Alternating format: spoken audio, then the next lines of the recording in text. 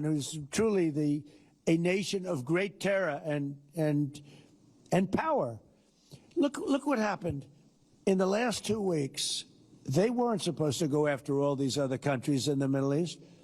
Those missiles were set to go after them. So they hit Qatar, Saudi Arabia, UAE, Bahrain, Kuwait. Nobody expected that. Je pense qu'ils ont maintenant tiré une bonne leçon et compris à quel genre de nation ils ont affaire. Une nation qui n'hésite pas à se défendre et qui est prête à poursuivre la guerre où qu'elle mène et à la mener aussi loin que nécessaire. Écoutez, moi, Magali, c'est ma conviction du jour. Je trouve que dans cette grande confrontation entre l'Iran, pour faire simple, et les États-Unis et Israël de l'autre côté, je trouve que, contre toute attente militairement, l'Iran est en train de remporter des victoires. Le ministre des Affaires étrangères iranien disait que Téhéran avait passé les 20 dernières années à étudier les guerres américaines et justement, ça fait 20 ans qu'ils préparent en fait ce qui est en train de se passer aujourd'hui et ils ont mis au point un système qu'ils ont appelé le système de défense en mosaïque, un système complètement décentralisé. C'est une information que j'avais pas. Donc ce dispositif en mosaïque, c'est-à-dire la tête est morte, Téhéran n'est plus là, vous agissez militairement de façon autonome dans les régions, ça a été pensé. Ça a été réfléchi, ça a été pensé justement en tirant les leçons de ce qui s'était passé en Irak en 2003 et bien sûr aussi en Afghanistan. C'est ce qui explique aujourd'hui la résilience dont vous parliez des Iraniens. C'est-à-dire qu'ils ont prévu ce qui est en train de se passer, alors que du côté américain, on l'a beaucoup dit sur ce plateau, on sent une impréparation. Remarquez bien, ils ont tous changé de discours. Concernant le détroit d'Ormuz, le nombre de navires de guerre ne changera pas grand-chose. Ce qui compte vraiment, c'est la position stratégique de l'Iran aujourd'hui, extrêmement difficile à pénétrer. L'Iran contrôle la rive nord et une grande partie des hauteurs environnantes, ce qui lui donne un avantage géographique énorme. Le détroit est étroit, bordé de montagnes iraniennes sur son côté. Cela permet à l'Iran de déployer des systèmes mobiles et cachés très près de la zone de transit. L'Iran a construit depuis des années un réseau massif de tunnels et bases enterrées dans les montagnes. Ces installations abritent des stocks importants de missiles balistiques, de croiseurs anti-navires, de drones kamikazes et d'autres armes inconnues du grand public. Ces sites sont conçus pour survivre à des frappes aériennes et pour permettre des tirs rapides, dispersés et efficaces. L'Iran dispose d'un énorme arsenal. Pour les États-Unis, ce serait extrêmement risqué et coûteux en vies humaines et en moyens. Les chances de succès d'une opération américaine sont extrêmement faibles. Cela fait plus de 35 ans que l'Iran développe et accumule des missiles, des drones de différents modèles. Plus de 35 ans. Et certains ne comprennent toujours pas ce que cela implique dans une guerre asymétrique. Israël vient de détruire l'avion présidentiel iranien. Un peu plus tôt dans la journée, les réservoirs de Fujairah aux Émirats Arabes Unis ont été bombardés. On rappelle que c'est le seul accès au golfe d'Oman. La guerre contre l'Iran monte à 21 milliards de dollars pour les USA. Israël appelle 450 000 réservistes pour envahir le Liban. Faut savoir que c'est une première dans son histoire. On a des vidéos des soldats qui se préparent à l'invasion du Liban.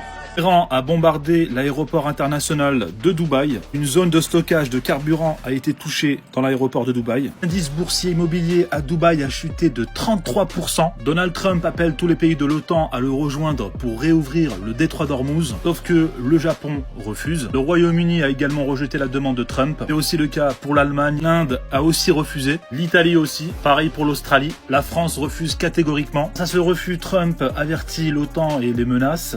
Un très mauvais avenir les attend. Trump menace d'envahir l'île de Karg. Pour terminer, ce soir, Trump fait les éloges de l'Iran. L'Iran est une nation redoutable et puissante. Personne ne s'y attendait. Nous avons été choqués. On s'abonne, en like et en commente si vous aimez ce genre de résumé. Et pour de l'information 24h/24 en continu, c'est sur mon Snap. Le lien est dans ma story. On vient de l'apprendre. Les services de renseignement chinois et iraniens ont diffusé des vidéos censées montrer la récupération de corps au domicile de Netanyahou, bombardé il y a 6 jours, après les rumeurs persistantes sur la mort du Premier ministre israélien. Ce bombardement révèle une vérité inquiétante. Israël a voulu jouer avec l'Iran, lancer des frappes et imposer sa stratégie dans la région. Et aujourd'hui, c'est l'Iran qui se défend. Les contre-attaques iraniennes montrent que la puissance militaire d'Israël n'est pas infaillible et que ses offensives peuvent se retourner contre lui, exposant dirigeants et civils aux frappes.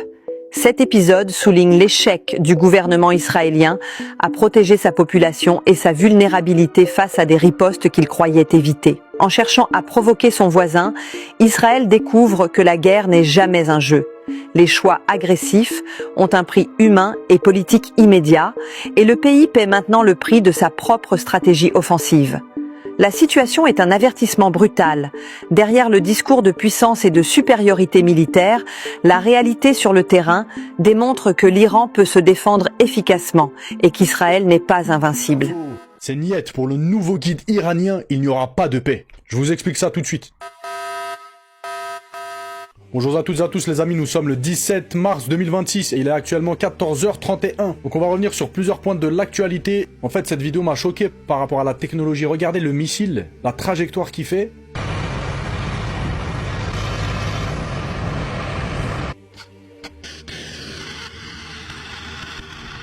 Dernière minute, le guide iranien Khomeini explique en fait que c'est pas le moment pour la paix et que les États-Unis et Israël doivent être vaincus. Et il rejette toute désescalade avec les États-Unis. Après discuter avec un mec comme ça, les amis, il a perdu toute sa famille à ce que j'ai pu comprendre.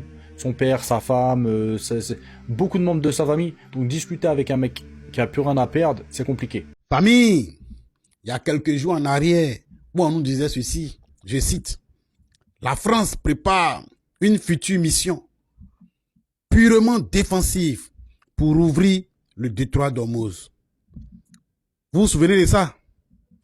Aujourd'hui, écoutez ce qu'ils sont en train de dire.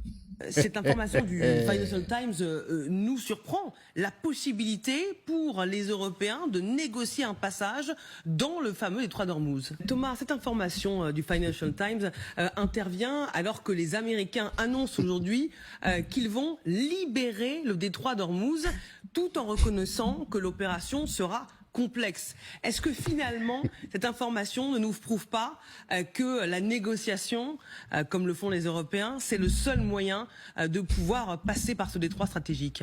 Cela fait sens pour au moins deux raisons. D'abord, c'est que les Turcs l'ont fait. Ils ont réussi à négocier le passage de l'un de leurs cargos bloqués dans ce détroit. Ils en ont 15 au total qui étaient bloqués. Un a réussi à passer. Négociation faite avec le régime iranien. Vous avez vu? Aujourd'hui, ils sont en train de négocier. Ah, donc, le verbe négocier existe dans votre dictionnaire.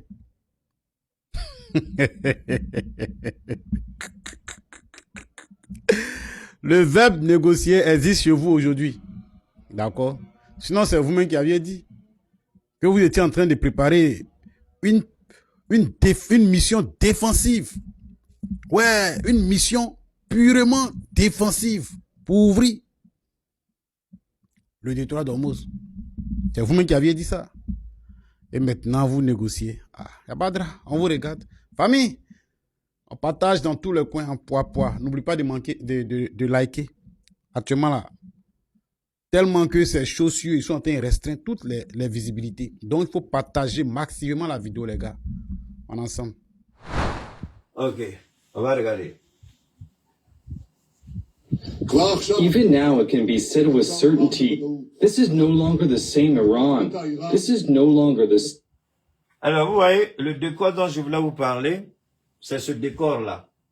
Le bleu derrière. Benjamin Netanyahou, depuis que je le connais, n'a jamais parlé derrière un rideau comme ça. Ça, c'est moi. Et c'est le visage de l'homme qui est là. C'est la voix de l'homme qui est là. Entre lui et nous, là, c'est la technologie. Entre lui et nous, c'est la technologie. Entre vous et moi, il y a deux choses. La technologie et puis Keïta vivant. Je crois que c'était hier ou avant-hier, il y a quelqu'un qui m'a vu, il dit, c'est pas vrai. Il dit, je ne pensais pas que tu étais là. Elle était tellement content. Il est descendu sur sa moto. Parce qu'il m'a vu. Il n'est pas le seul. Il est descendu, même aujourd'hui encore, c'était avec, vous êtes vraiment là. Il dit, oui, je suis là.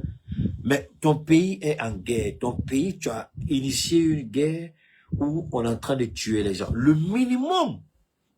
On a vu le président Goïta, le ministre Sadio Kamara, on a vu le capitaine Ibrahim, on a vu le général Tali se déplacer, aller dans les hôpitaux, rendre visite à ceux qui sont malades, blessés. Est-ce que vous allez me dire qu'aucun soldat israélien n'a été blessé dans cette guerre? Et comment le chef suprême des armées ne va pas voir des soldats israéliens blessés? Non. Le même Benjamin Netanyahou, quelques années en arrière, serait en train de se pavaner dans les hôpitaux entre les lits des malades, c'est-à-dire des militaires israéliens blessés. Mais on ne voit rien de tout ça. On ne voit rien de tout ça.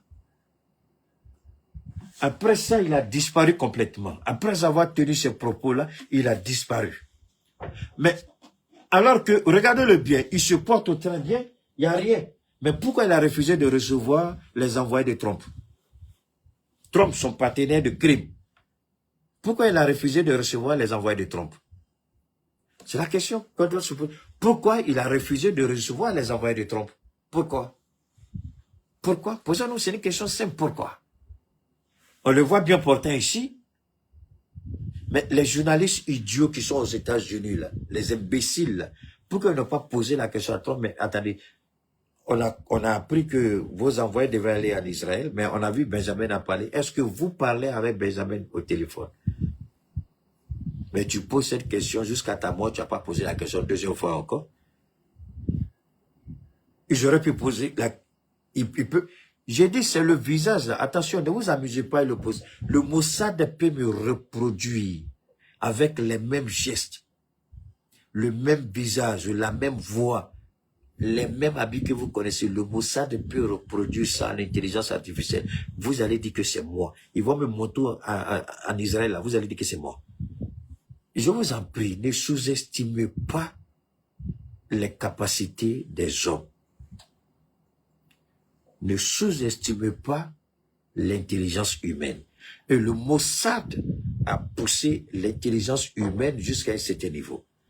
Donc, lui, c'est Benjamin qui est là. C'est sa voix que vous entendez. C'est son visage que vous voyez. C'est sa cravate. C'est comme ça qu'il attend sa cravate. Tout ça, c'est parfait. Mais pourquoi il n'a pas reçu les envoyés de Trump? Moi, c'est ça. Parce que Trump, nous, on le déteste. On ne l'aime pas. Faut pas se blaguer. On ne l'aime pas. Mais lui, c'est lui qui a pris l'avion pour aller voir Trump pour dire il faut faire la guerre tout de suite. On a suivi ça. Mais alors, si tu lances une guerre, mais non, on ne te voit plus. Tu sors, on ne te voit plus. Parce que tel qu'on le connaît, il a la grande gueule, on allait l'entendre dire « J'ai parlé avec Trump, j'ai parlé avec Trump, on a décidé ceci, à tel niveau ». Mais ni lui ni Trump aujourd'hui, personne ne connaît l'issue de la guerre. Et Trump est très énervé à son niveau parce que Trump dit qu'il a été trahi. Trump, tu n'as pas été trahi. Tu n'as pas écouté les conseils. Tu n'as pas été trahi. Ils t'ont dit de ne pas aller. Mais Trump s'est laissé manipuler. Trump s'est laissé manipuler par la puissance de feu américaine. Il ne faut pas se blaguer. À part la Russie et la Chine, aucun pays sur la terre des hommes ne peut prétendre rivaliser avec la puissance américaine. Ça, c'est un. Donc, mais attention, je parle de la puissance de feu. Vous pouvez avoir la puissance de feu et ne jamais gagner une guerre, parce que les Américains, les exemples sont là.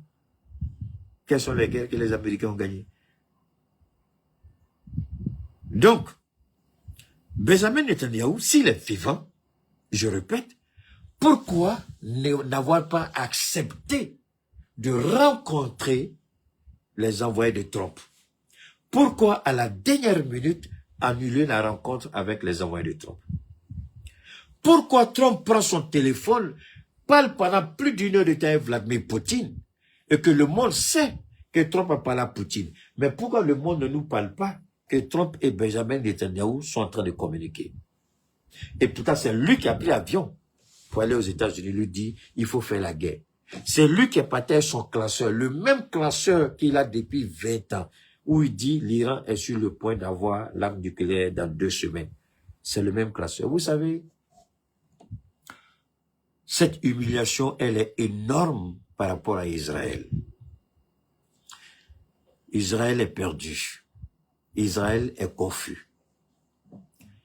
Israël se pose la question, qu'est-ce qui ne marche pas?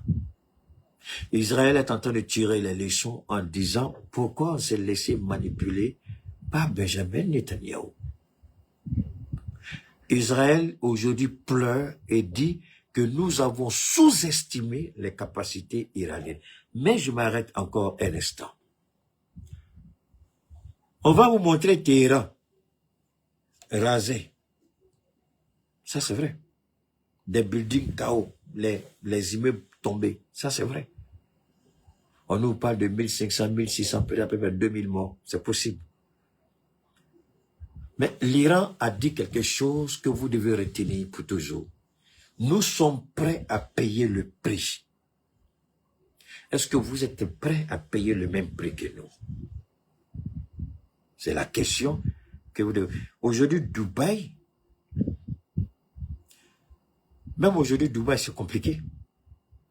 Si on vous dit combien d'argent a été retiré de Dubaï, des banques, des Émirats Arabes Unis, si on vous donne le chiffre, vous allez avoir le vertige. Qu'est-ce que les investisseurs disent?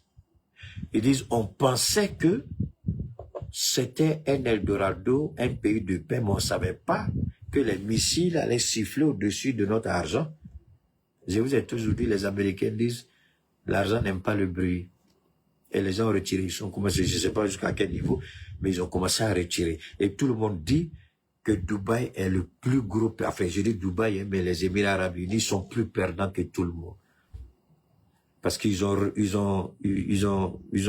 réussi leur développement économique sur la base, d'abord quel que soit l'argent que vous avez, il n'y a pas de taxes là-bas. Vous ne payez rien sur votre argent.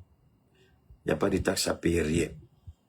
Et les investissements, c'est des facilités énormes. Donc alors imaginez que les gens viennent retirer leurs capitaux. Les gens commencent à retirer leur argent, ils retirent. Et c'est ça qui fait aujourd'hui que Dubaï est en train de perdre. Et le Dubaï est en train de pleurer. Et c'est là que les milliardaires, ils sont... Parce que le problème c'est quoi? L'Iran, en frappant ces pays, Qatar, Bahreïn, Dubaï, Koweït, Arabie Saoudite et autres, en frappant ces pays, il envoie un message aux partenaires économiques de ces pays-là. Il envoie un message aux milliardaires de ces pays, qui eux-mêmes envoient un message à leurs dirigeants. La question que tous posent, c'est quoi?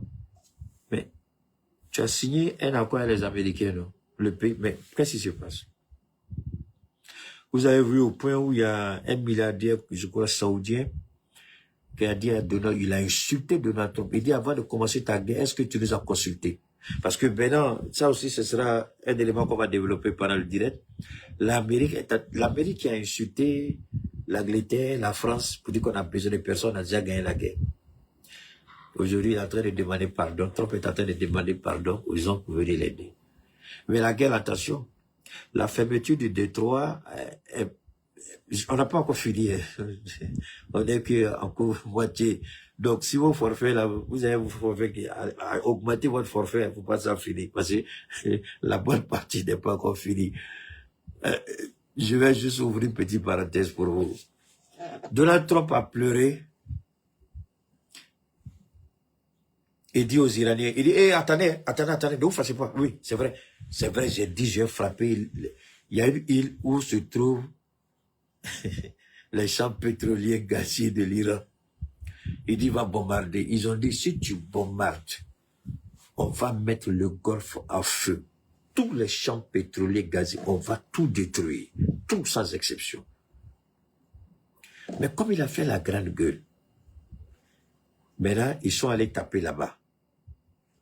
Et quand ils ont fini, il dit, pop, rapidement, il dit, bon, je viens annoncer la grande puissance américaine. On a frappé, mais il dit, attendez, on n'a pas frappé comme vous pensez. Il dit, Iran. Parce que le guide qui est là-bas, c'est au fou. Il dit, on n'a pas touché à votre pétrole. Hein. C'est vos systèmes de défense là seulement qu'on a pulvérisé. Sinon, votre pétrole, votre truc là, tout est là-bas. On n'a rien touché. Donc, pardonnez. ne frappez pas. Mais moi, je ne peux pas imaginer qu'un président américain puisse sortir ça de sa bouche. J'ai écouté, j'essaie ici. Le tweet qu'il a fait sur son truc là, sur sa plateforme Truth là. C'est ce qu'il a dit.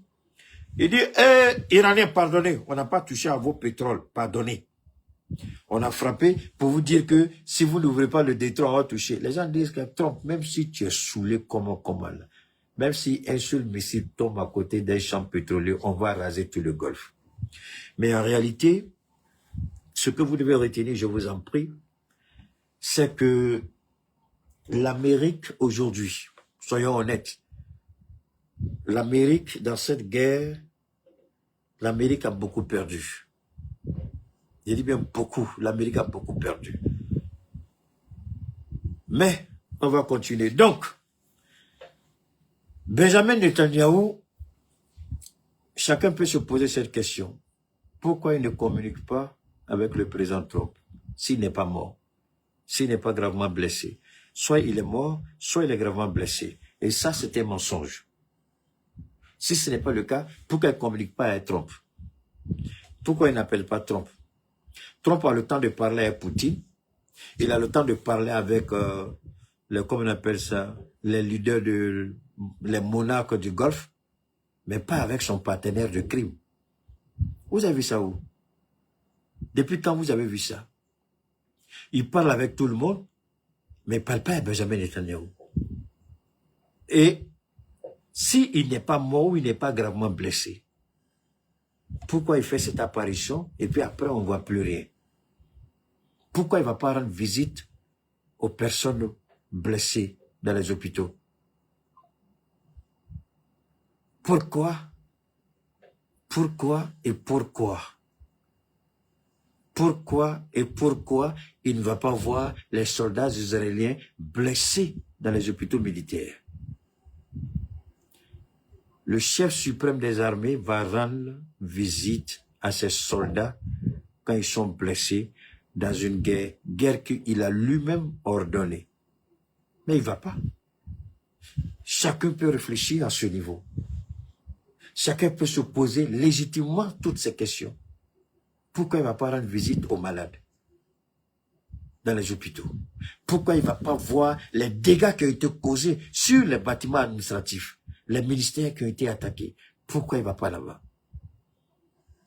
Pourquoi il ne rassure pas la population israélienne en sortant et visiter les sites qui ont été frappés par les missiles iraniens?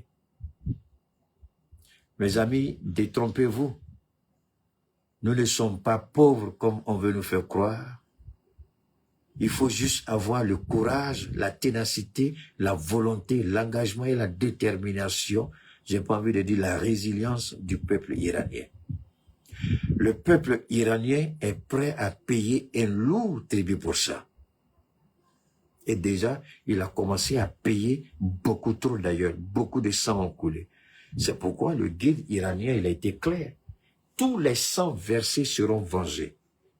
Il n'y aura pas d'accord tant que nous ne serons pas satisfaits de l'issue de la guerre. Et donc maintenant, il cherche solution. Mais ce qui est intéressant, ce que je voulais vous dire, qui est intéressant, les Iraniens ont dit, le président indien, le premier ministre, le premier ministre indien, Modi a appelé le guide avec l'ambassadeur d'Iran en Inde. Il dit, mon peuple là, il dit, Mojtaba. Il dit, moi je fais 1 milliard, à peu près 1,2 milliard. Mojtaba, si tu sais combien ça, après, comment gérer plus d'1 milliard de personnes?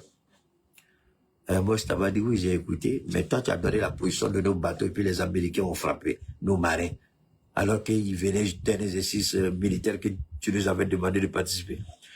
Il dit, ah, Mojtaba, je pleure les Iraniens, je te demande pardon. Je présente mes condoléances. Je vous dis exactement ce qui s'est passé. Il dit, je te demande pardon. Si tu ne me laisses pas passer mes bateaux, je suis mort. Ce sera la guerre civile. Mojtaba parle avec le président et le ministre des Affaires étrangères, avec le ministre de l'économie et des finances, le ministre du transport, avec les gardiens de la révolution. Donc, hier, ils ont permis, je crois, c'était deux tankers, les bateaux, on dirait des villes, c'était chargé de pétrole brut indien. Donc, ils ont donné l'ordre que ces 2 bateaux-là passent. Je crois que c'était 2. C'est pas seulement 2, mais tous les bateaux indiens et chinois passeront. Tous les bateaux chinois et indiens ne seront pas arrêtés. Ils vont les laisser. Je crois que c'est les 2 que je sais. Il peut y avoir d'autres, mais c'est les 2 que je sais. Donc, Modi était tellement content, jusqu'on a vu les Indiens là danser dans la rue. Je crois que c'était l'ambassadeur iranien. Les gens couraient comme ça pour applaudir parce que ils savaient pas comment, si les 2 bateaux n'arrivaient pas à temps. Parce que Modi a dit, si les 2 bateaux ne rentrent pas ce samedi, on est toujours samedi, non? Hein? Oui. Il dit, si les 2 bateaux ne rentrent pas samedi, lui, il perd le contrôle de son pays. Et l'Iran a fait passer les 2 bateaux indiens qui étaient bloqués. Mais c'est pas seulement, c'est pas vrai. C'est beaucoup, hein, les bateaux qui sont bloqués, c'est énorme, c'est énorme. Mais voilà ce que Trump dit. Trump dit aux capitaines des bateaux, ne soyez pas des lâches. Ça, c'est pas moi, c'est Trump. Il dit, ne soyez pas des lâches, soyez des patriotes, traversez, rien ne va vous arriver. Hey. Vous savez combien de bateaux qui ont été liquidés avec carburant? Combien de bateaux? Moi, la dernière fois, je disais 3, c'est pas 3. C'est plus que ça. Tous ceux qui ont écouté la parole de Trump et puis sont allés, ils ont allumé tous les bateaux. Mais là, ce qui s'est passé, il y a les grands patrons, les propriétaires des gros navires là. J'ai vu le gars j'oublie la compagnie. Il dit, lui, il s'en fout de la parole de Trump. S'ils n'ont pas eu sécurité, aucun de ces navires et il ne va pas mettre en danger, la vie de son équipage, et puis 2, les biens des gens, et 3, ces bateaux, ces conteneurs. Il ne le fera pas parce que Trump l'a dit. Alors, mais vous savez que le marché mondial, bon, en fait, c'est un peu compliqué souvent quand on parle de cette guerre, les gens, il y a des éléments qui échappent. L'Iran a volontairement ciblé les pays qui tiennent l'économie mondiale en main. Vous voyez, les Européens qui ont la grande gueule, ils disent, on va former une coalition pour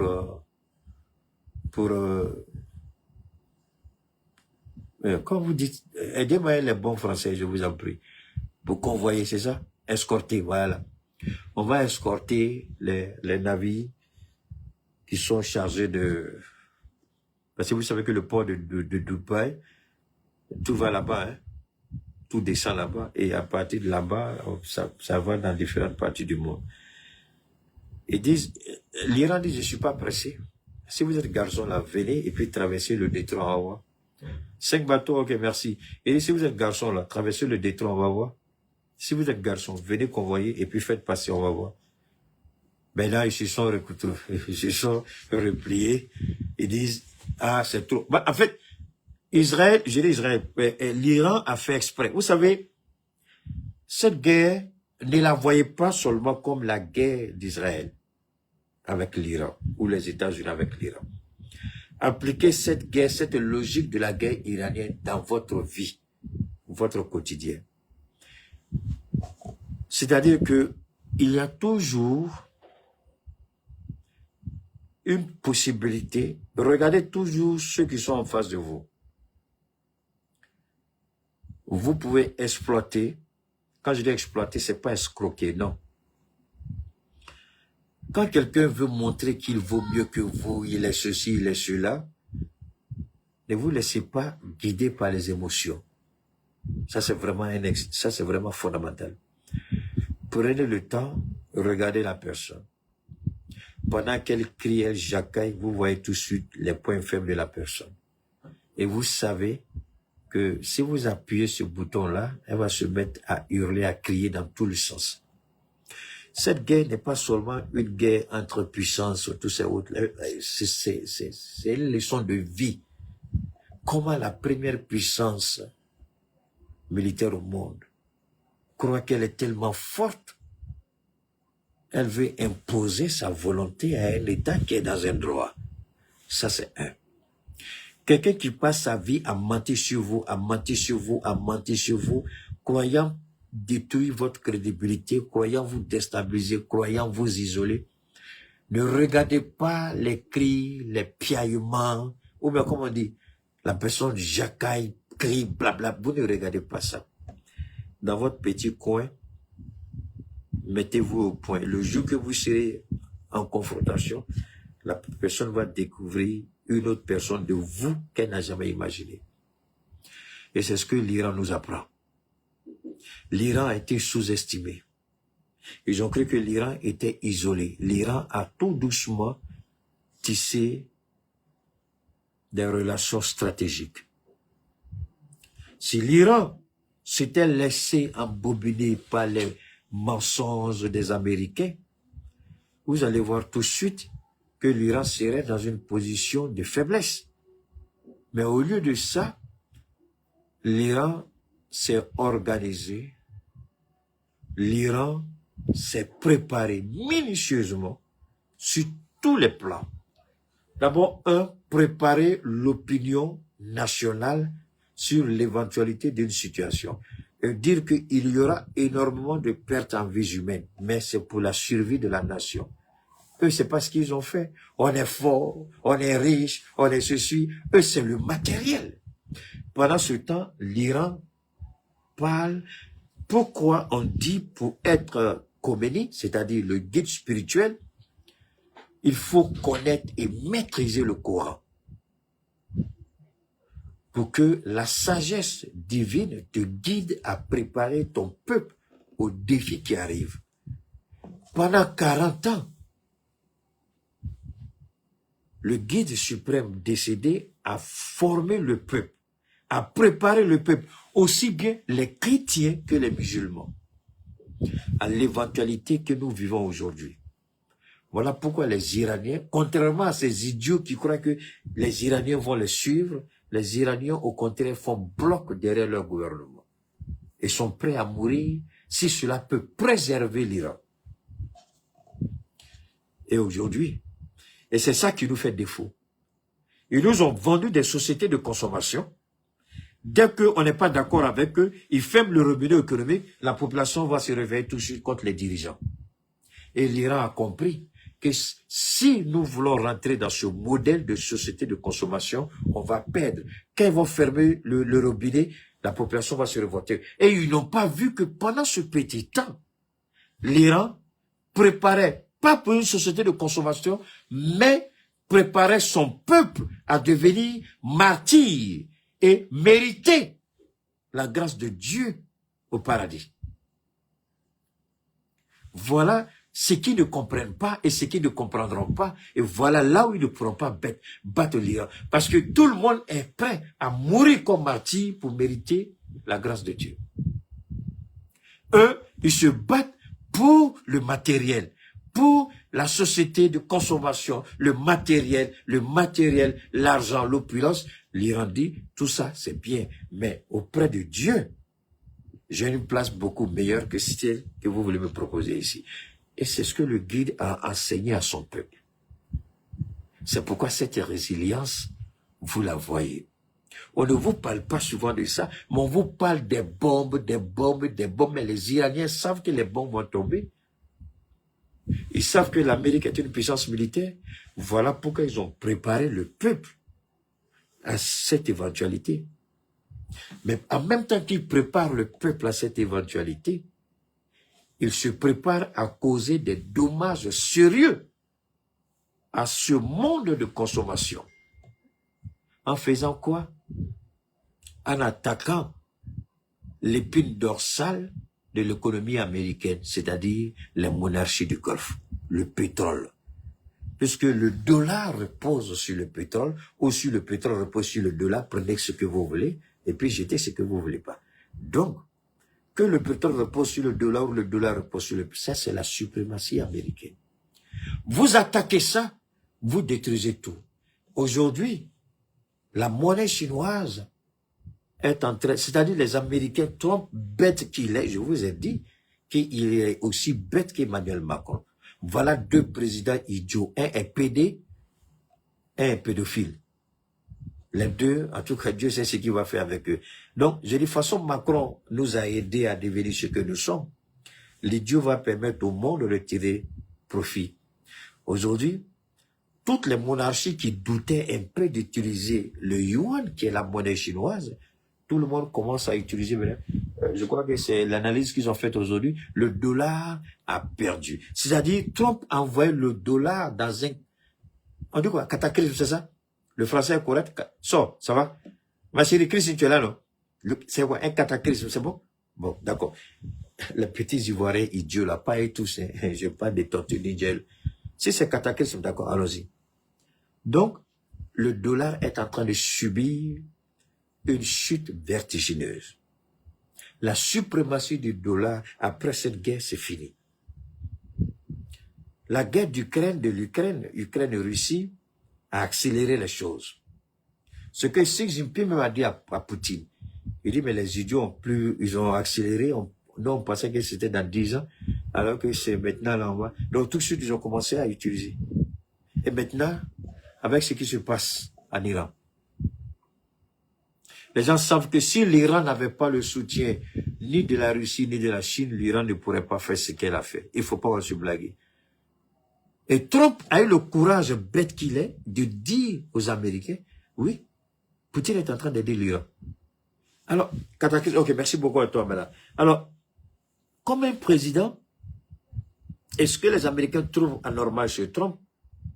Pendant que des Américains meurent, il est en train de faire des levées de fonds, parce que Trump est en train de craindre ce qu'on appelle élection mi-mandat, mi-terme, en novembre. Il veut maintenir la majorité au Sénat et au Congrès. Parce que s'il perd, les conséquences de la guerre vont pousser les démocrates qui vont venir en tête à lancer la procédure de destitution contre lui. Et tous les dossiers que les républicains ont fermés, les démocrates vont ouvrir tous les dossiers. Donc c'est pourquoi, non seulement il joue sa survie politique, mais il joue encore, c'est pas seulement politiquement, mais ça va aller au-delà de ça. Donc ça fait que Trump est un peu, ceux qui le fréquentent en tout cas disent qu'il est un peu instable en ce moment. Mais ce qui fait plus mal à Trump, c'est parce qu'il sait, il est convaincu que Benjamin Netanyahou n'est plus. Et moi, je suis convaincu qu'ils ont dit à tous les journalistes qui sont accrédités à entrer à la Maison-Blanche pour assister aux conférences de presse. Je suis sûr qu'ils ont appelé tous les, comment vous appelez ça? Les rédacteurs? Ou bien les rédacteurs, ou bien quoi la même là? Les responsables, en tout cas, de dire aux journalistes qui vont envoyer de ne pas poser des questions sur Benjamin Netanyahu. Parce que ça m'étonne qu'aucune presse aux États-Unis n'a le courage de poser la question sur là où peut être Benjamin Netanyahu. Et je suis sûr que, parce qu'aux États-Unis, la manière dont on vous donne une accréditation, le lendemain pour vous retirer. Donc, alors, ça c'est un. Et puis deuxièmement, je vous ai dit que l'Iran avait énuméré des exigences aussi. Elle doit négocier un jour, mais pas une reddition telle qu'ils veulent nous faire croire. Mais pour être honnête, il y a une petite image que, d'abord, je vais vous montrer ceci. Overnight, amid the ongoing war against Iran, the global price of oil skyrocketing, topping $100 a barrel, despite President Trump's promises of relief. Iran attacking the flow of Mideast oil. Despite President Trump's promises of relief, ça, c'est les Iran attacking the flow of Mideast oil. At least 6 ships targeted in the last. Quelqu'un a dit 5, c'est pas 5, hein, tu as compris? On dit 6. C'est pas 5, quelqu'un a dit 5, c'est pas 5. Overnight, amid the ongoing war against Iran, ça c'est l'Iran. Ça c'est un bateau qui brûle là. $100 a barrel, despite President Trump's promises of relief. Iran attacking the flow of Middle East oil. At least 6 ships targeted in the last 24 hours. Okay, see. Overnight, 2 tankers attacked off southern Iraq. Dramatic video circulating online showing one of them on fire. At least 1 crew member killed. Go, go, go, go, go! This morning, the IRGC claiming to strike the Safe Sea Vishnu, seen here in video circulating online. Nearby boats racing to the scene, dousing the carrier with water, throwing life preservers to those in the water, and in a man. This... Alors, ça, on va écouter ça aussi. Vous savez, cette guerre... Hello, it's your friend CJ Werleman. And today, we expose the Israeli and American efforts to cover up their respective losses. Il y a une chose, bon, je vais faire la traduction en anglais, en français, pardon. Ne vous en faites pas, on fait la traduction en français. On va rapidement. Alors, vous savez, cette guerre, on n'avait pas besoin de cette guerre pour être honnête avec vous. On aurait pu gérer tout ça. Regardez. Respective losses in their failing war against Iran. But first, please remember to like and subscribe to our show, while also turning on notifications so you never miss a single episode. Il y a des trucs que je vais vous montrer ici. No major conflict since the First World War has been subjected to more media censorship than the Zionist Crusader war against Iran. And the reason for this is simple. Israel and the United States are not only taking a savage beating, but also losing control of every domain in which this battle. Vous savez, contrairement à ce qu'on peut vous faire croire, beaucoup de gens ne sont pas pour cette guerre en Iran. Il y a un élément intéressant que je voudrais, avec l'aide de Dieu, partager avec vous. Il y a beaucoup de mensonges dans cette guerre. Ils prétendent tous les deux avoir affaibli l'Iran, avoir décapité l'Iran, avoir handicapé l'Iran. Mais alors, pourquoi l'Iran reste toujours... Et c'est la question qui surprend les Américains. Ils disent, mais vous avez dit tout ça, pourquoi l'Iran est encore... Donc, ce qui a mis Trump, malgré que les gens lui ont dit, il ne faut pas engager cette guerre, il a eu des informations selon la suprématie militaire américaine, et il s'est dit qu'aucun pays ne peut tenir devant la puissance de feu des États-Unis. Ça, c'est si tu vas, ça c'est si tu veux aller dans la même direction que les Américains. Si tu veux faire une guerre conventionnelle telle que les Américains l'attendent, oui, personne ne peut les battre. Mais ce qui est intéressant, c'est parce que l'Iran fait. L'Iran n'a pas développé de gros moyens, de gros porteurs. L'Iran a utilisé sa géographie, l'Iran a utilisé sa technologie et l'Iran s'est adapté. Et quand l'Iran frappe, ça fait mal. Et aujourd'hui, les derniers missiles que l'Iran largue, ce sont des Mach 15, c'est-à-dire 15 fois plus vite que le son. Oh, mais c'est ça, la lumière, c'est ça. Voilà. Donc, l'Iran a développé ses missiles. Les missiles avec fragmentation. Donc, ce qu'il faut retenir. Alors, moi, je voudrais que les gens comprennent bien, ceux qui sont en train de laisser les messages sur YouTube, je n'arrive pas à voir pour le moment. Je vais répéter ce que j'ai dit et je remercie il y a quelqu'un qui a posté tout à l'heure un commentaire. Non, c'est sur Facebook, pardon. Parce que c'est sur Meta que j'ai vu ça. Regardez, faites beaucoup attention. Je n'ai jamais dit que c'est un communiqué du gouvernement malien. Faites beaucoup attention quand Keïta parle. J'ai dit c'est une information qui a été véhiculée sur les réseaux. Et comme le gouvernement n'a rien dit, je vais profiter en même temps pour en parler. Et je dis, je connais la stratégie des Américains. Ils font exprès, ils font ça croyant qu'ils vont attirer la sympathie du peuple, parce que c'est eux les Américains. Ils oublient qu'ils nous avaient exclus de leur système de visa. Ils avaient décidé de ne plus nous donner, nous accorder le visa. Ils avaient décidé même de nous imposer 5 millions de francs CFA comme frais de visa. Et on a fait la réciprocité. Le Niger l'a fait, le Burkina l'a fait. Ils sont partis, ils sont revenus. Ils se sont installés en Côte d'Ivoire. Ils sont en train de travailler avec le gouvernement ivoirien. Ils sont en train de travailler avec le gouvernement du Nigeria, le Tinubu. Alors je dis, mais pourquoi ils ont besoin du Mali? Puisque nous sommes dans une confédération. Et l'espace du Mali fait partie de l'espace confédéral. En d'autres termes, si le Burkina les a chassés, le Niger les a chassés, il serait difficile que le Mali les accepte.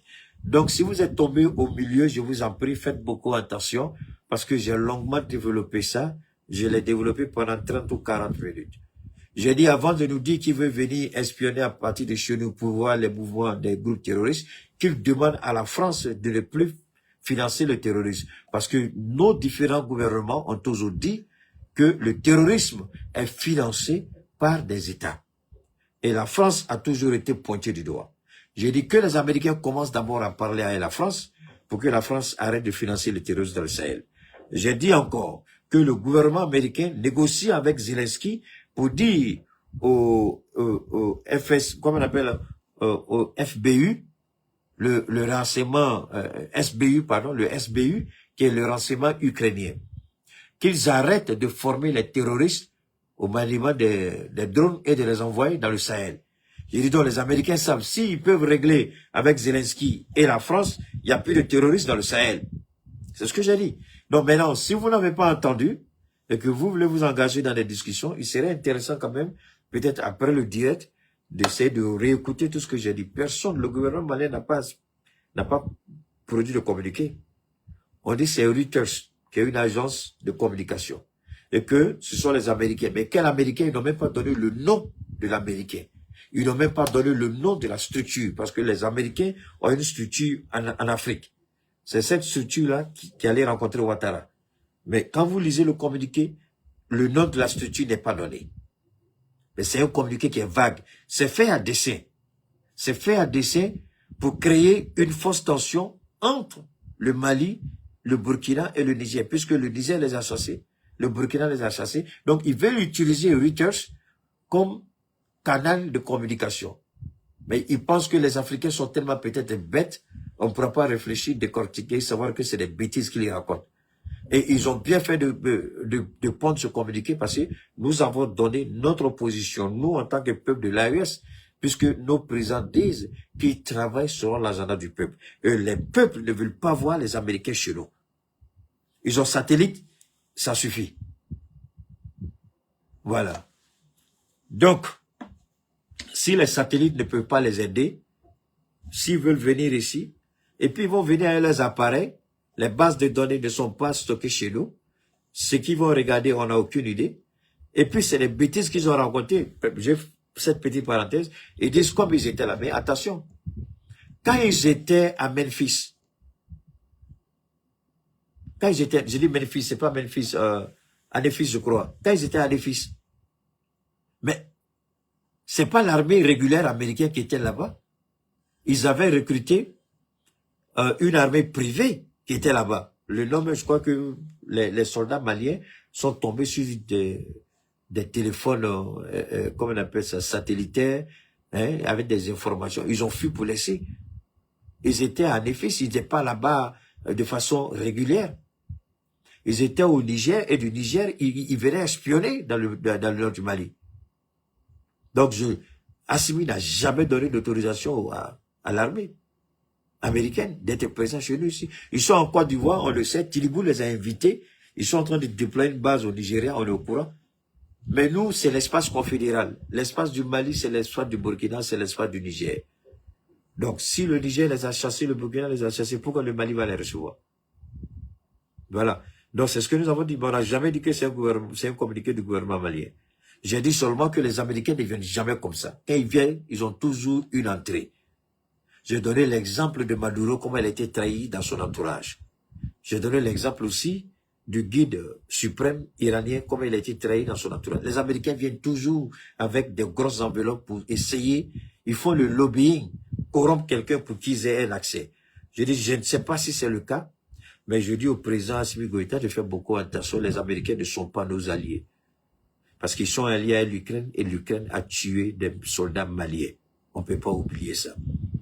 S'ils sont aussi forts que ça, ils n'ont qu'à dire à la France d'arrêter de subventionner, renseigner, équiper et financer les terroristes dans le nord du Mali. La France le fait, l'Ukraine le fait, les Américains le savent. Ils n'ont pas besoin de notre permission pour faire ça. Ils n'ont qu'à aller parler à la France, ils n'ont qu'à aller parler à l'Ukraine. Le jour qu'ils vont avoir des résultats, peut-être on va commencer à réfléchir. C'est ce que j'ai dit, ça c'est ma position. Voilà. Bon, maintenant on ne dit pas que c'est un communiqué du gouvernement malien, donc faisons beaucoup attention. Voilà. Peu importe, quel que soit l'origine de Reuters, ça c'est pas un problème. C'est Reuters qui a été utilisé. Mais seulement, je dis que c'était lamentable parce que quand vous êtes un as de la communication comme moi, doué en communication politique, quand vous lisez tout de suite, il y a quelque chose qui cloche. Ce n'est pas correct. Voilà.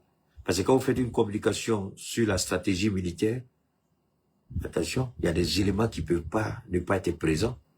Il y a des éléments qui obligatoirement doivent être là. Quand ces éléments ne sont pas dedans, c'est que c'est du faux. Alors comme c'est du faux, j'en ai profité en même temps pour dire au président, si jamais un jour ils veulent venir, voilà ce que nous on dit. On ne sait pas ce que vous allez décider. Donc il faut que ce soit bien clair quand on parle. Alors donc, maintenant, les Américains sont en train de négocier et Trump, malgré la grande gueule qu'il a fait, il n'a pas les moyens de sa politique. Et Trump a peur. Il a peur parce qu'il est face à une réalité, une dure réalité qu'il a du mal à accepter. Et Trump est quelqu'un qui n'aime pas perdre. C'est quelque chose que j'ai appris depuis les États-Unis en le regardant de près. Il n'aime pas perdre. Il aime avoir toujours l'avantage. Il veut toujours être au centre. Mais aujourd'hui, la réalité est telle que les Américains sont en train de payer un prix beaucoup plus élevé. Ils ont demandé à l'agence internationale de mettre sur le marché près de 400 millions, je répète, près de 400 millions de litres de pétrole brut sur le marché. Alors, voilà un pays qui tient l'économie du monde entre ses mains. Et vous attaquez ce pays, même pas sur une base honnête, même pas sur une base crédible, mais sur le mensonge et la manipulation. Et le nouveau guide dit, c'est notre moyen de pression. L'Iran, les experts ont dit que l'Iran jamais ne va, permettez-moi, je vais boire un peu, un petit coup, hein. Je vais boire un peu. D'ici là, on va écouter ça un peu. Permettez-moi. Vous allez écouter ça rapidement. Je vais juste boire un petit coup. Salut à tous, bienvenue sur Plume Pratique. Donald Trump panique alors que sa guerre illégale contre l'Iran est rendue bien au-delà de tout contrôle à ce stade-ci.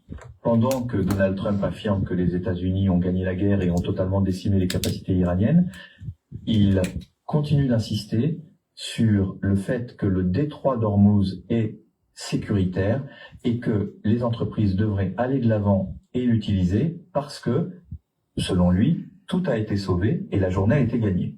Quelle démonstration de génie stratégique, à la sauce Mar-a-Lago, déclarer la victoire pendant que les navires se font frapper en direct.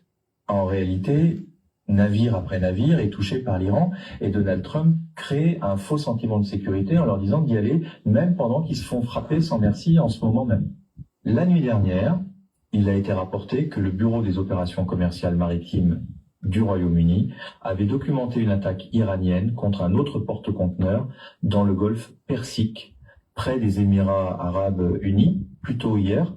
Il y avait déjà eu ces 3 navires qui avaient été touchés dans le détroit d'Ormuz, puis un dirigeant de la marine du corps, des gardiens de la révolution islamique, a clairement indiqué qu'un avertissement avait été donné de ne pas traverser, qu'une action avait été annoncée, et que, puisque aucune permission n'avait été accordée, la frappe était exécutée. Le détroit d'Ormuz est effectivement fermé en ce moment. Il est fermé en ce moment. Les prix du pétrole montent en flèche au large de l'Irak. Les transferts de navire à navire étaient en cours, impliquant un navire grec battant pavillon maltais. Ok, merci beaucoup. Alors,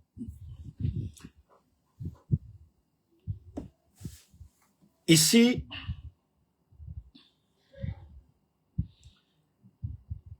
on peut se poser la question, nous, Africains, qu'est-ce que nous, on a à voir dedans? On a beaucoup à avoir dedans. Énormément à avoir dedans. Aussi, quand vous regardez ce que se passe de leur côté, ils ont mis en place un système qui répond à leurs besoins. Et nous sommes intégrés dans ce système, nous sommes engloutis dans ce système, nous sommes enveloppés dans ce système, et nous ne sommes même pas en mesure, nous-mêmes, de dire, mais attendez, pourquoi, quand c'est chaud chez eux, nous là, on se cherche ici? La guerre de l'Iran, je vous ai dit, vous savez, Dieu ne descend jamais pour dire à quelqu'un, réveille-toi. Mais Dieu crée les opportunités, les situations pour que chaque personne regarde, anticipe, réfléchit, puis dit, non, moi je peux faire autrement, pourquoi c'est ça? Et c'est à cela que j'ai dit la dernière fois que je regrette que la Côte d'Ivoire soit restée à ce stade-là avec celui qui a la plus grande gueule au monde, en bannissant un faux diplôme qu'il a acheté, un papier qui ne vaut absolument rien, parce que s'il était aussi bon que ça, vous allez voir, attendez, je vais voir quelque chose, donne-moi une seconde, j'ai quelque chose qui m'intéresse. Ousmane Sonko. Oh là là, il y a Ousmane Sonko qui a fait, bon c'est bon, ça nous prend trop de temps, il y a Ousmane Sonko qui a fait une intervention brillante sur les opportunités. Je crois qu'il y a une journaliste de RFI qui lui a posé une question un peu mal élevée, mais je crois qu'ils ont répondu avec éloquence et avec sagesse. Mais en ce qui nous concerne, aujourd'hui, quand tu regardes le combat d'Ousmane Sonko, moi, je peux dire que on peut faire mieux que ça. En Afrique, on peut faire mieux que ça. Parce que ce qui se passe en Iran, ne regardons pas seulement que c'est une guerre entre l'Iran, les États-Unis et Israël. Mais quelles leçons nous tirons de cette situation? Et puis, croire que ce qui se passe là-bas, mais attention, c'est au niveau de la corne, hein, entre l'Égypte, là, je vous ai montré la carte, je crois, avant-hier. D'accord? Quand vous regardez, là, un peu, hein, l'Afrique, je crois, Australie, quelque part là-bas, là, vous regardez, Yémen, tout ça, on est un peu, Éthiopie, hein, Égypte, Éthiopie, Yémen, tout ça, donc, on n'est pas à chose, mais alors, nous, on est de l'autre côté. Ça se passe de l'autre côté de l'Afrique, mais nous, on est de l'autre côté, le côté, comme on appelle, occidental, Afrique de l'Ouest, pardon. Hein? Mais qu'est-ce qu'on peut faire? Ou qu'est-ce qu'on doit faire? C'est là où il faut respecter le génie du président Ibrahim Traoré. C'est là qu'il faut respecter, parce que si nous ne comprenons pas que nous pouvons tout produire, si nous ne comprenons pas que... Parce que quand vous réfléchissez avec les... Ouh là là. Bon, je vais dire quand même. Je ne voulais pas utiliser l'expression, mais je vais le faire quand même. Alors, quand vous réfléchissez, vous raisonnez avec la mentalité du petit blanc, parce que vous avez appris ça sur les bancs à l'école, et vous n'êtes pas en mesure de dire, bon, ben d'accord, ça j'ai appris. Mais qu'est-ce que je peux faire mieux? Comment je peux modifier? Comment je peux... Parce que le problème de l'Afrique, c'est à ce niveau. Le Japon a dépassé ça. Les Coréens ont dépassé ça. Les Chinois ont dépassé ça. Dites-moi aujourd'hui, quel peuple, quel continent, il n'y a pas eu ce qu'on appelle l'interaction culturelle? Montrez-moi un seul continent au monde, ça n'existe pas. Il y a eu l'interaction culturelle partout dans le monde. Nous sommes les seuls à n'avoir pas tiré leçon de cette interaction culturelle. Et on a laissé les idiots nous dire que notre culture c'est la barbarie, c'est la sauvagerie, et nous apporte la civilisation. Je m'en fous que ce soit ça. Et puis quoi? Parce que j'ai porté ça, je dois être comme le blanc? Non. Je le porte parce que j'aime bien. J'ai acheté des basins. Un seul de mes basins peut me donner peut-être 3 ou 400. Oui, je le dis, Dieu seul est témoin. Et les gens, ils sont vivants. Vous allez prendre un basin à 300 000. Je vous en prie. C'est pas un. Moi, chaque année, pour la fête, je prends toujours 2. Toujours 2. Et Dieu seul sait, ça fait combien quand je prends les 2. Et c'est pas pour moi-même, pour Gaussou. Donc, pour vous dire quoi? Pour vous dire simplement, on n'est pas obligé d'accepter ça. Quand on n'est pas obligé d'accepter, on ne dit pas de prendre machette pour casser demain. Non, on s'assoit, on réfléchit. Comment on peut changer? Comment on peut... Et c'est là que vous admirez les Burkinabés, le peuple intègre et digne. Ils sont en train de créer un système de pavés qui n'a pas été copié chez le blanc, mais qui a été adapté au Burkina. Un système de construction de goudron qui n'a pas été chose, ça a été adapté au Burkina. Et je ne sais pas, après le Burkina, peut-être que les autres pays de l'AES vont le faire, mais même en Côte d'Ivoire, ces genres de goudron n'existent pas. C'est aux États-Unis seulement, j'ai vu ça. 6 fois 2 voies, 12 voies. Ouattara a sa grande gueule, excusez-moi les Ivoiriens, mais je ne crois pas qu'il ait fait ça. 6 fois 2 fois, 6 fois aller, 6 fois retour, 12 voies. C'est énorme. Mais c'est au Burkina qu'on voit ça.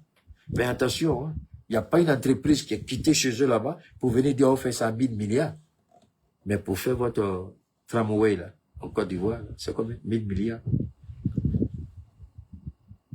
Il faut qu'on arrête ça. Et la guerre en Iran devrait être l'éveil de cette prise de conscience. Produire, transformer et consommer. Devenir autosuffisant. Quand ils vont faire leur petit malin entre eux là-bas, ils vont fermer leur banque entre eux là-bas, ils vont s'entretuer. Nous, en Afrique, on produit, on transforme, on mange, on n'a pas de problème. Parce qu'après, vous venez acheter chez nous. Après, vous venez prendre chez nous. Et c'est à cela que l'AES veut arriver. Mais malheureusement, vous avez des idiots qui ne savent pas voir plus loin que le bout de leur nez sale et nous attaquent. Attaquez-nous, c'est pas grave. Demain, vous allez venir chercher travail chez nous ici. Cette guerre en Iran, l'Amérique ne la gagnera pas. Je plaignais, il y a des images quand je voyais au Liban, même en ce moment, Israël a déployé ses muscles au Liban. Ils ont fait entrer des chars au Liban, je crois hier ou avant-hier, contre le Hezbollah. La Palestine,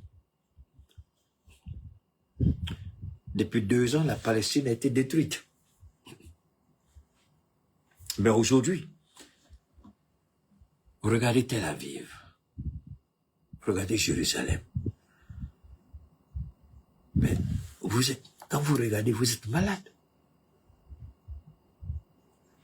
Je sais pas, il y a des images que je voulais pas, pour être honnête avec vous, il y a des images qui sont pas jolies à présenter. Parce que quand vous regardez ça, ces images de Tel Aviv, vous posez la question, est-ce que c'est réellement d'Israël? Vous posez la question, est-ce que c'est réellement Israël? C'est la question. Est-ce que réellement c'est Israël? Est-ce que réellement c'est Jérusalem? C'est la question que vous posez. Est-ce que réellement nous sommes en Israël? Mais effectivement, nous sommes en Israël. Et ces images-là n'ont aucune différence avec ce que ils ont fait subir aux Libanais et aux Palestiniens.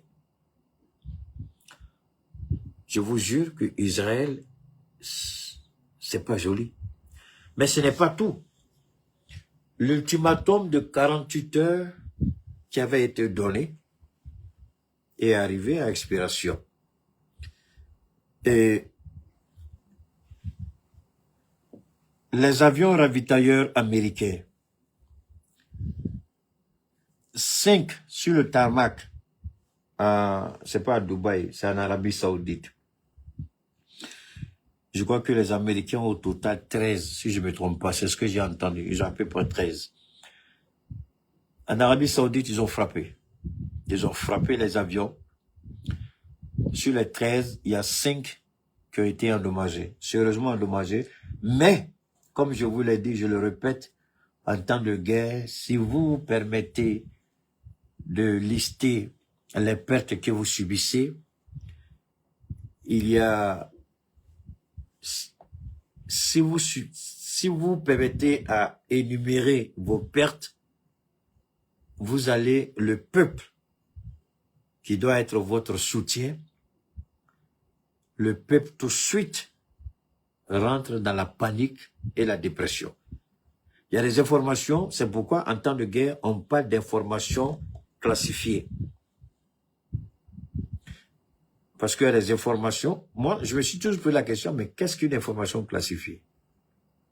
Vous voyez toujours, hein, vous entendez information classifiée, secret défense, classifié, secret défense.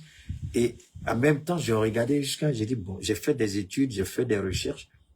Et ce qui m'a permis même de comprendre aisément, c'était avec Epstein, les 3 millions de documents qui ont été déclassifiés.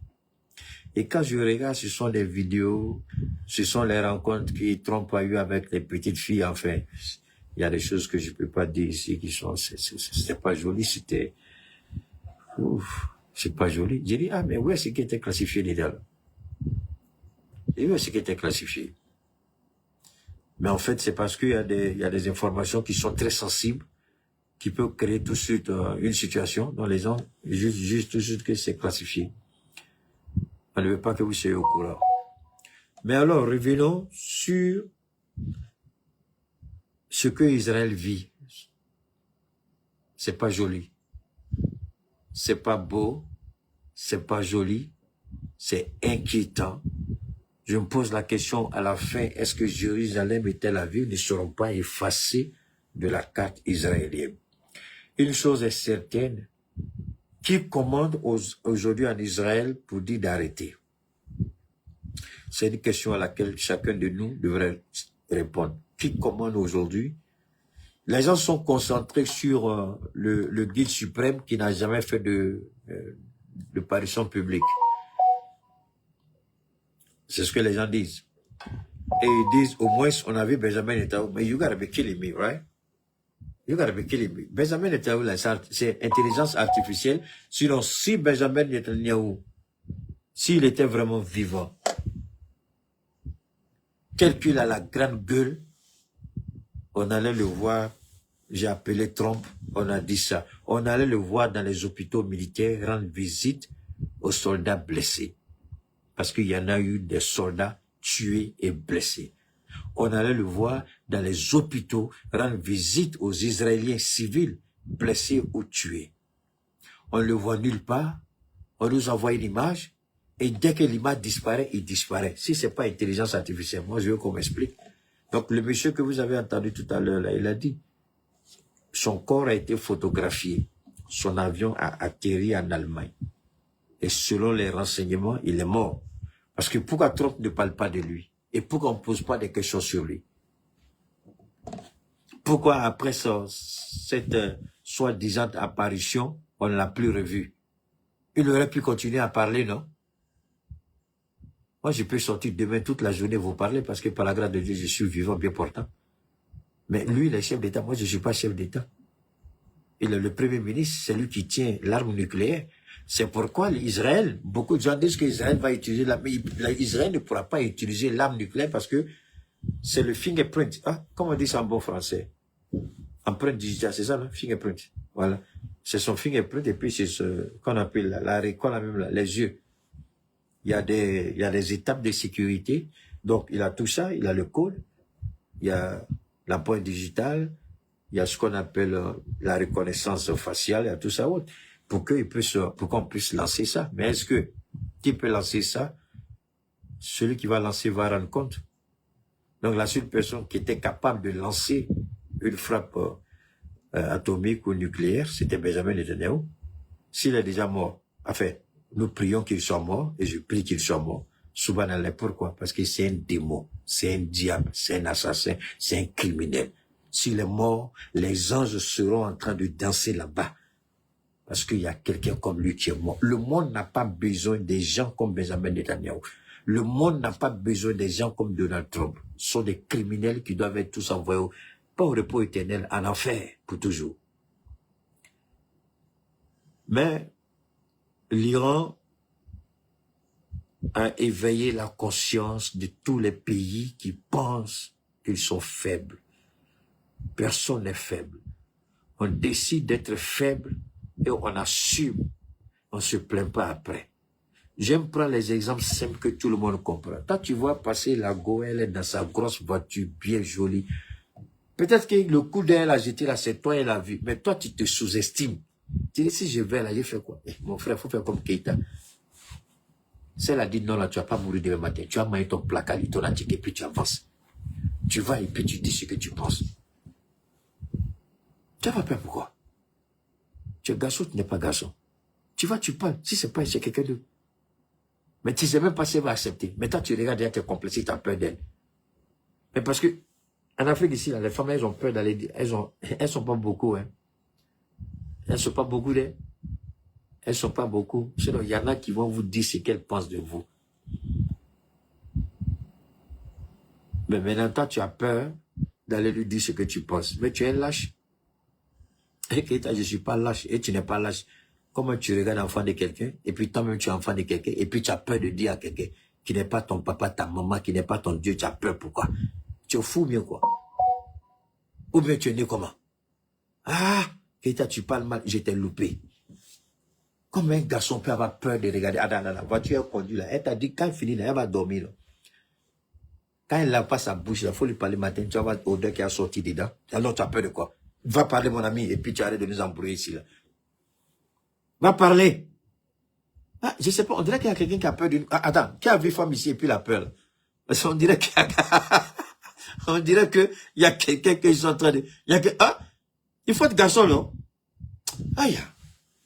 Donc, ils nous ont fait croire qu'ils sont mieux que nous.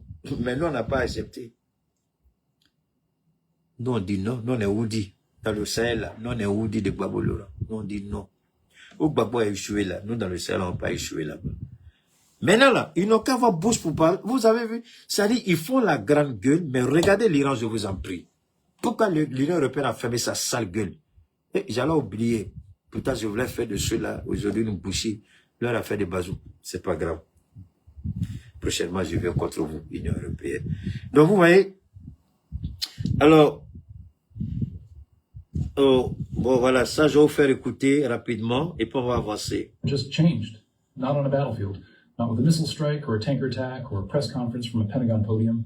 It changed with a single sentence from a senior Iranian official to CNN on Friday. The sentence was this: Iran is considering allowing oil tankers to pass through the Strait of Hormuz on one condition. The oil must be paid for in Chinese yuan, not dollars. Alors, donc, vous voyez. Read that again slowly. Je vais pas continuer avec ça comme ça. Alors, l'Iran, pas seulement l'Iran, l'Amérique s'est tiré une balle dans les pieds. Aujourd'hui, tous ceux qui avaient peur de leur politique, pour ne pas que, quand je dis peur de leur politique, ça veut dire quoi? Ça veut dire que vous voulez appliquer une politique, Washington n'est pas d'accord avec vous, Washington ferme le robinet, puisque vous êtes obligé de passer par le dollar. Et c'est ça qui est intéressant dans toute cette affaire. Depuis cette affaire d'Ukraine, vous ne voyez pas la dynamique que Dieu est en train de mettre en place. C'est-à-dire, Dieu est en train de nous faire sortir dans une domination, mais on ne voit pas. On est toujours dans des spéculations, on dit des trucs bêtes. Dieu nous montre, regardez l'Ukraine. L'Ukraine était la première étape pour briser les chaînes de la captivité du dollar, l'Ukraine. Maintenant, Iran. Est-ce qu'on est obligé d'acheter désormais en dollars? Non, c'est pourquoi nous allons encourager nos présidents à sortir du franc CFA. Le franc CFA est une monnaie de malédiction. Dieu merci. Ça va être ça, j'ai terminé. Avant-hier, vous pouvez le voir, j'avais eu un petit truc là, aux États-Unis, et ça c'était bien avant que je commence mes produits là. Je suis allé, les Américains, le gars, le dentiste, il était balèze, gros gaillard comme ça. Et ils pensaient que je suis poulet des Blancs. Ils ont fait leur injection pour enlever dedans là. Et subhanallah. Le gars, il est en train de dire, please, man, slowly. Il a pris l'argent. Il dit, Joe, et puis il dit, toi tu es africain, il dit africain. Il dit, ah, je comprends. Il dit, ah, ça veut dire quoi? Il dit, les Africains, tu n'es pas né ici. Il dit, non, je suis pas né ici. Ah, je comprends. C'est pourquoi je dis, nous les Africains, là, Dieu nous a fait une faveur. Tu sais, moi, devant moi, le gars, il vient et puis il fait même injection. Les gens qui sont nés aux États-Unis, il prend sa pèse, puis il enlève. Pap, on dirait un petit jeu. Mais je vous jure, au nom de Dieu, il a lutté sur moi comme ça. Il a été incapable. Il dit, c'est bon. Il m'a restitué mon argent.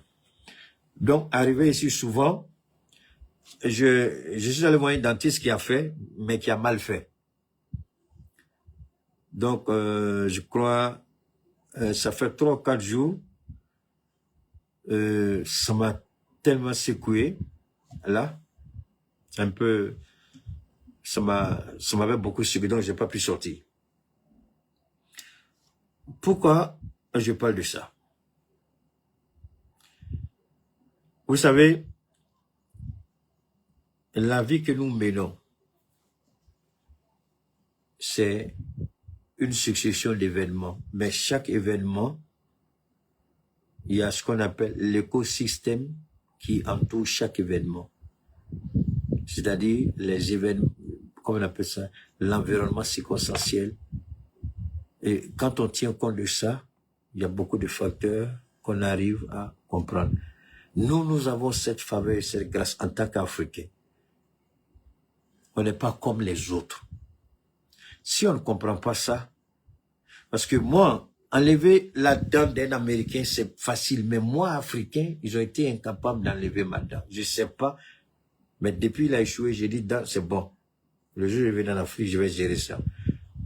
Donc, ça veut dire que Dieu nous a créés, je peux le dire, ça risque de me tromper, avec beaucoup plus de substance, avec beaucoup plus de force. C'est-à-dire que c'est comme si nous, on est la copie, l'original, eux là, non, ça fout là. Nous, on est l'original, eux, ils sont la copie. Est-ce que vous comprenez ce que je dis? C'est pourquoi j'ai parlé de maintenant. Nous, Africains, nous sommes l'original de la création de Dieu. Les autres là, ils sont la copie de ce que Dieu a créé comme originalité chez nous. Maintenant, si Africains, on n'a pas compris ça là, Dieu ne va pas descendre sur la terre pour nous dire que nous là, il nous a créé, nous sommes la source originale de toutes choses. Nous sommes l'originalité de ce qu'il a créé comme race humaine. Alors, si nous sommes, écoutez très bien ce que je dis, cette conclusion-là, ceux qui ont parti, ils vont tout perdre. Parce que c'est ça, moi, j'adore mon Dieu. C'est à la fin qu'il donne les bonnes choses. Nous qui sommes l'originalité de la création de Dieu, les autres sont venus nous dire que nous sommes des abrutis. Ils vont nous apporter quoi? La civilisation. Ils vont nous apporter quoi? L'éducation. Ils arrivent même à dire que le langage, c'est-à-dire le langage vernaculaire, le son que vous entendez, qui sort quand j'ouvre la bouche, je la ferme avec les manipulations de la langue, ils sont arrivés à dire même que ce qui sort de notre bouche n'est pas joli à entendre, que c'est sauvage. Ils sont même arrivés à dire que si on ne porte pas ça là, on n'est pas comme eux. Il n'y a pas d'un cadet, petit blanc saleté de merde que tu es. Je te connais, j'ai été chez toi, j'ai vu comment tu es sale, comment ta bouche sent. Et puis nos sœurs là, elles disent, blanc même, tu dis, blanc, ta bouche, il faut nous parler de sa bouche qui sent. Blanc, hein? Le petit nègre, peut-être même, s'il fume pas tabac, ou bien il fume pas cigarette, ou boit pas de drogue, ou des conneries comme ça. Le petit noir, celui-là, sa bouche sent propre. Mais subhanallah, il y a beaucoup de... Si c'est réveil, tu le vois, tu as envie de tomber malade. Nous, on est l'originalité de la création de Dieu. Je le dis à qui veut l'entendre. Rejeter, c'est votre problème. On ne peut pas les... Attention, moi, je ne dis pas qu'on est supérieur à quelqu'un. Hein. J'utilise bien le langage, s'il vous plaît. J'aurais pu parler de supériorité ici. J'ai dit on est l'original. Je ne dis pas qu'on est supérieur, je dis on est l'original. C'est à partir de l'original que les copies sont faites. Attendez. Prends ton truc et puis il faut aller Merci. Et il faut aller choses, comment vous dites ça même? Prends une feuille, oublie Keïta, prends une feuille, et puis va dans la photocopieuse. Hein? Prends ta feuille ou ton livre, mets sur la photocopieuse, et puis tu tires. C'est pas copie qui sort. Hein? Même si c'est copie de copie, là. Mais toi, tu as la première copie, là, c'est que l'original, ça paraît que l'autre copie est sortie. Mais c'est la même chose. C'est la machine photocopieuse, là, photocopieuse de là-bas. Nous, on est l'original. C'est nous, l'original qu'on a déposé sur la machine. Et puis, eux, ils sont, et puis les idiots, qui me provoquent ici avec appel, là. Maintenant, écoutez bien, maintenant, la copie dit qu'elle a plus de valeur que l'original. Et Allah, subhanallah. Vous voulez que je réponde à ça? Je peux pas. L'origine, la copie me dit qu'elle a plus de valeur que moi. Comment je peux accepter ça? Et je remercie Dieu, Dieu sur les témoins. Au nom de Dieu, les petits blancs américains, souvent me disent Keïta, il y a too much. Quand l'Américain dit que tu es too much, ça veut dire que tu es trop pour lui. Parce que s'il y a une chose que je n'ai jamais acceptée de ma vie, c'est de me rabaisser devant celui qui n'en vaut pas la peine. Par courtoisie, par humilité, je peux me rabaisser, mais pas devant des idiots comme eux. Ils n'acceptent pas ça. On ne dit pas de faire la guerre à quelqu'un. Reconnaissez votre valeur, ce n'est pas faire la guerre à quelqu'un. Reconnaissez votre place, ce n'est pas... Parce que l'Iran nous enseigne quelque chose que le blanc a pris des centaines d'années pour mettre dans notre tête à travers l'esclavage, la traite négrière, la colonisation. Et l'Iran nous dit tout ça là, c'est bullshit. Levez-vous et revendiquez votre liberté. Merci à l'AES. Ivoirien, bon ben, on vous souhaite bonne chance, parce que le vieux là, il pense que c'est dynastie. Mais il n'a qu'à transformer la Côte d'Ivoire pour faire royaume, au moins, si on peut dire, ah, c'est transmission de père en fils. Démocratie, ça existe encore. I don't know, mais... Donc, alors, ça, j'ai fait exprès, j'aurais dû vous présenter ça depuis longtemps, bon, c'est pas grave, je vais juste vous présenter. Ouais. Ça, c'est la belle ivoirienne nouvelle formule. Je vous avais dit, je crois que les gens ont commencé, c'est aujourd'hui que j'ai commencé à donner la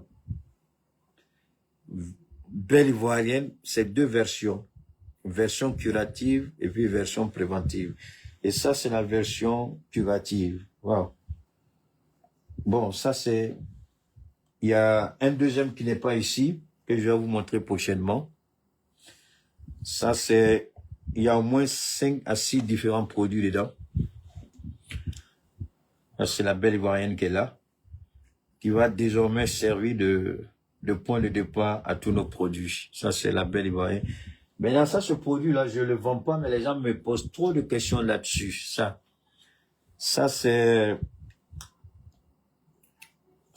pour aider, à bien manger. Tu ne seras jamais obèse. Tu ne seras jamais gros. Parce que il contrôle tout. Et il te permet surtout de dormir comme un nouveau-né. Et tu te réveilles, les courbatures, je sais pas comment vous appelez, les courbatures, insomnie, et puis il y a une chose, migraine, c'est ça, migraine. Ça, lui, se prend uniquement avec du lait, le lait liquide. Voilà. Je veux pas le vendre, mais les gens me fatiguent trop avec, donc finalement, je suis en train de réfléchir comment je vais l'introduire dans la belle ivoirienne nouvelle formule. Évidemment que c'est pas comme ça que je vends. Ça, ce sont des trucs que j'ai achetés pour vous présenter. Il y a les emballages sont totalement différents de ceci. J'ai pas encore fini parce qu'il y a 2 ou 3 autres produits qui vont accompagner la belle ivoirienne.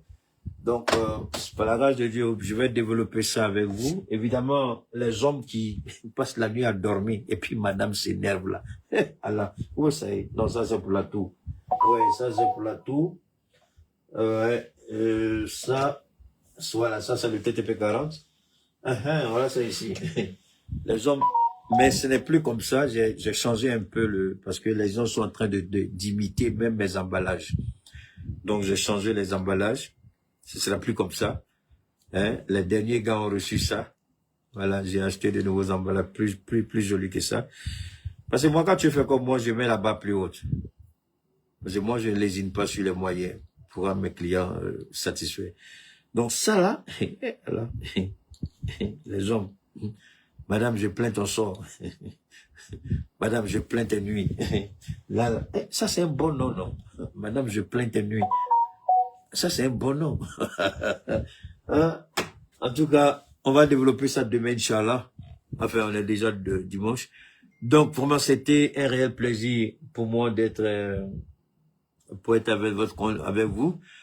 J'ai été honnêtement heureux de partager ce moment. J'ai, on m'a dit Keita, je dirais pas le nom de la personne parce que faut plus dire ça là. Ah, dit, oh, d'accord. Alors, mesdames, il n'y a pas de problème, on garde le contact. Et puis, je pense, YouTube, il n'y a pas de son. Oh là là, donc peut-être que c'est, oh là là. Merci, il n'y a pas de quoi. À très bientôt, Inch'Allah. Merci infiniment.